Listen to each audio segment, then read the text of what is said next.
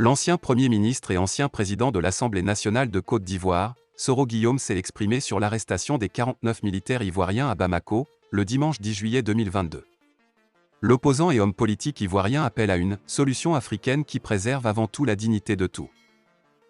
J'ai appris avec gravité l'arrestation, le dimanche 10 juillet 2022, de 49 soldats ivoiriens à Bamako. La crispation née de cet incident entre ces deux pays frères semble n'avoir pas été résolue et laisse craindre un raidissement des différentes parties. J'en appelle au calme et à l'apaisement. Je demeure fermement convaincu qu'une solution diplomatique négociée est possible. Aussi, voudrais-je en appeler à l'implication du chef de l'État togolais SEM. Faure Gnassingbé et à l'appui du chef de l'État du Congo Denis Sassou Nguesso, pour trouver une solution africaine qui préserve avant tout la dignité de tous. Dakar a abrité, du 28 juin au 5 juillet dernier, l'édition 2022 de la Pan African Robotics Competition. Pour leur 5e participation, les équipes du Mali ont remporté 3 médailles d'or sur les 4 possibles. De retour à Bamako, les « petits génies de la robotique » ont présenté, ce vendredi 15 juillet, leur médaille à Amadou Keita, ministre de l'Enseignement supérieur et de la Recherche scientifique. L'impact durable. C'était le thème de l'édition 2022 de la compétition africaine de robotique. Le Mali a compéti dans chacune des 4 catégories. L'équipe ingénieur, Team Engineer, composée d'étudiants, avait pour mission de se baser sur l'intelligence artificielle, pour imaginer comment les robots pourraient exécuter des tâches jusque-là exercées par les humains. Pour relever les défis, la Team Engineer a misé sur la livraison autonome de colis. Ils ont développé un logiciel pour faire fonctionner un robot mobile à roues afin d'accomplir la livraison de colis.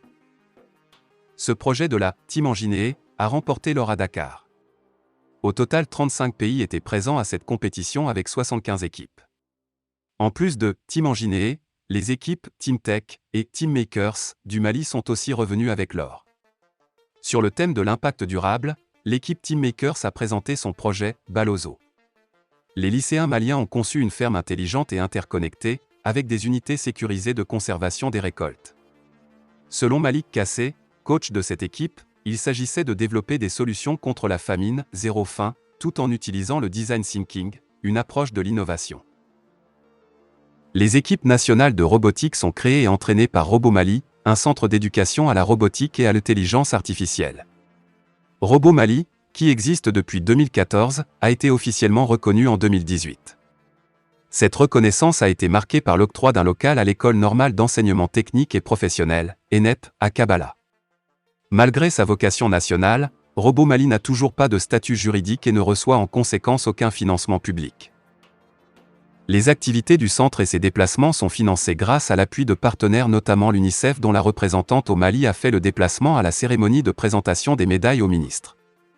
Ce manque de statut juridique est source de plusieurs difficultés, a souligné Sédou Katikon, responsable administratif à RoboMali. Pour le voyage à Dakar, explique-t-il, les enfants ont passé 4 nuits à la frontière avec le Sénégal. À cause de l'embargo, il fallait appeler pour obtenir les autorisations nécessaires. Le centre n'étant rattaché à aucun service technique de l'État, cela a pris du temps, a détaillé Sédou Katikon. J'ai instruit à mon équipe d'examiner le statut du centre, a indiqué le ministre Amadou Keita, qui s'est dit désolé de la mésaventure subie par les enfants.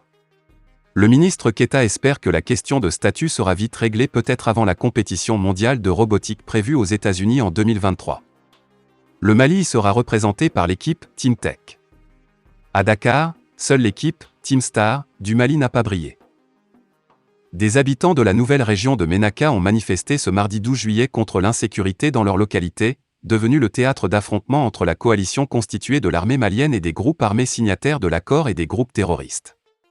Au terme de la marche, les manifestants, dans une déclaration, demandent le départ de plusieurs responsables administratifs et militaires de la région de Ménaka pour faute de résultats. Épicentre de la violence, la région de Ménaka enregistre depuis quelques mois le plus grand nombre de violences contre les groupes armés et la population civile, selon plusieurs rapports. Ainsi, les conflits armés dans les localités d'Andramboukane et d'Inekar ont augmenté l'afflux des personnes déplacées internes à Ménaka, a soutenu le Bureau de la coordination des affaires humanitaires des Nations Unies, OCHA, dans son dernier bulletin périodique du 30 juin au 3 juillet. La criminalité est en hausse dans la ville de Ménaka, en témoigne l'enlèvement d'un homme d'affaires local bien connu et le meurtre d'un civil, sous contrat avec la MINUSMA, indique le document d'OCHA. Depuis le 24 juin, des hommes armés ont créé la psychose dans les localités de Tabarat et Imache, situées respectivement à 7 et 15 km à l'ouest de Ménaka. Ils auraient contraint les habitants à quitter leur localité, précise le bulletin. De même, les menaces de groupes armés contre les populations entraînent de nouveaux déplacements vers Ménaka-ville, mais aussi dans un rayon de 15 à 30 km autour de la ville. Face à la situation, à l'appel de plusieurs organisations de la société civile, les habitants de la localité ont manifesté contre l'insécurité grandissante entretenue par la poussée du groupe État islamique au Grand Sahara dans la région. Les manifestants dans leur déclaration décrivent la situation ainsi: la région de Ménaka a connu la plus grave crise d'insécurité depuis le 8 mars entraînant mort d'hommes, déplacement des populations laissant tout derrière elles, mettant en péril la vie des veuves et d'orphelins. Le gouvernement redouble d'efforts en redéployant des forces armées, des moyens ont regretté les marcheurs qui n'ont pas empêché les hommes armés jamais identifiés de faire subir la population des traitements inhumains ne respectant aucun droit de l'homme. La population est privée de leur bétail et autres biens, les braquages sur les axes routiers, les viols des femmes devant les yeux impuissants de leurs proches, les tueries sous toute forme, les enlèvements ciblés des hommes, l'arrêt des travaux champêtres sont, entre autres, actes de violence dont la population est victime. Ces faits sont aggravés par un manque criard de l'électricité et de l'eau potable, dénoncent les manifestants sidérés également par le manque de résultats du gouverneur à gérer la situation malgré que les forces de défense et de sécurité, FDS, soient à sa disposition. Au regard de ces insuffisances, la population de ladite région demande le départ des autorités administratives et militaires de leur localité.